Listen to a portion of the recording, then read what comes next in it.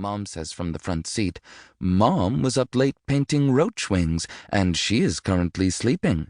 It's your turn to entertain our driver. Safety laws frown upon reading and driving at the same time, Dad says. Come on, at least just read page 96. Translation: Dad doesn't really want me to read from the book. He just wants to talk about the real Iron Man, Richard Browning, the guy who invented a flight suit and got into Guinness. Whoa, Dad, did you know the largest yo-yo was almost 12 feet tall? Dad ignores my comment. How fast did Browning fly again? And that yo-yo weighed 4,620 pounds. What was his flight speed again? Can you remember, Milo? I flip some more pages.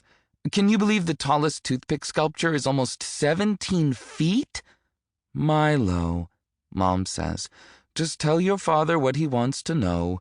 You're interrupting my beauty sleep. Dad pats her knee. You don't need that, honey. You're already stunning. I bet Richard Browning would think so too. Milo, Mom says. There's no escape. I resign to my fate. The real Iron Man, Robert Browning, flew 85 miles per hour in a body-controlled jet engine suit. Really? Dad says like he is shocked. He's not. Dad knows everything about Browning.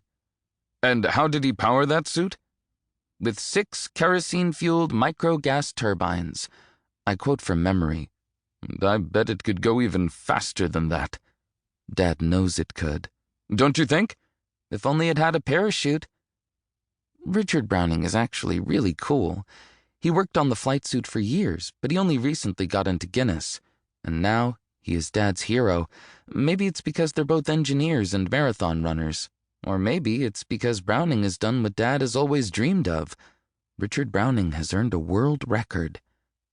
Because I am an excellent son, as I flip through the pages of my new Guinness, I also listen to Dad talk about Browning and how there will be a day when flight suits will be as common as cars. I supply the appropriate uh-huhs whenever he pauses. When Dad starts talking about all the flight suit prototypes, my nose starts to twitch. A tickle builds inside my left nostril. I force it into the loudest, most intense sneeze of my life. Seriously, that could have been a record. In the front seat, Mom bolts upright. Success! Whew! I scratch my nose. I'm sorry, didn't mean to disturb you, Mom. It's just something really irritated me. Mom slowly turns to glare. Something is very irritating to me, too. Now that you're awake, though, you should hear what Dad was just saying about how we'll all have our own flight suits someday. Go on, Dad, tell her.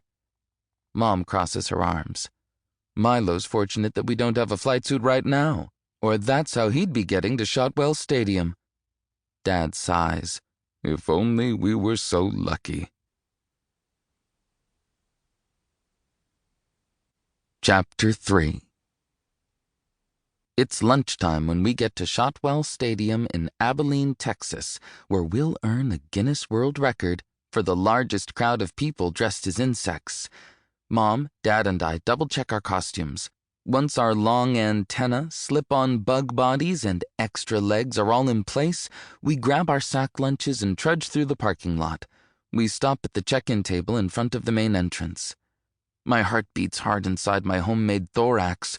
We're here on time. We made it with no flat tires or car breakdowns, and our costumes are accounted for.